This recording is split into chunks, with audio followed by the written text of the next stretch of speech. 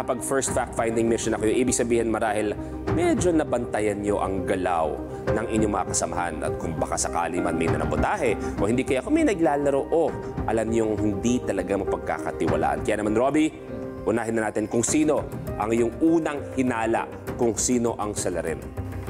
Alam ko kung kanina yung socks na yan. Alam mo, walang pagdududa, Wala. sigurado ka, ipupusta mo lahat. Alam ko, kilala ko. Sino sa tatlo? Oh, so sad. Sa akin yan.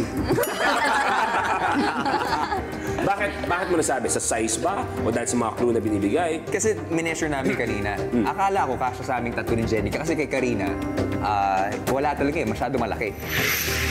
Hindi to kakasya kay Hindi to Karina. kay Karina, ano to? Malaki, magbibintangan niyo ako. Ay, Sakto to. Nagbabasketball ngayon ha. Siya lang. Ako lang talaga. Magaling. Okay. Kuya Bayani, ang iyong unang hinala kung sino nga ba ang salarin? Si Jenica. Bakit? Kasi hindi kasya ang medyas, pero maaring nag-swing ang paa mo. Kami dalawa ang hindi nakagawa. Ako, kaya ako hindi nagawa kasi 54 years old na ako.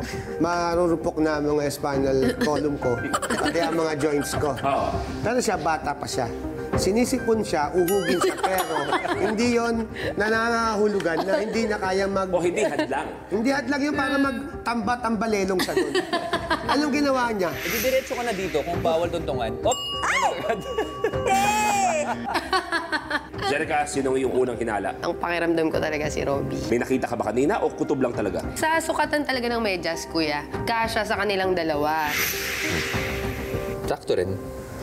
Parang feeling ko si Robbie, pero ako lang yun. Karina, ito dapat maganda yung sasagot mo dahil special agent kita, bata Yes. toys eh. Oh.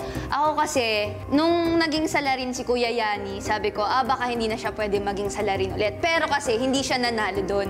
Kaya feeling ko ngayon, babawi siya. Kaya siya talagang hinala ko. Ikaw nakakuha ng pinakamaraming boto bilang salarin. Anong gusto mong sabihin? Naniniwala ka ba na talagang karapat dapat ka makakuha ng pinakamaraming boto sa kanila na ikaw ang gumawa ng karumal-dumal na pagpapabida sa Christmas party?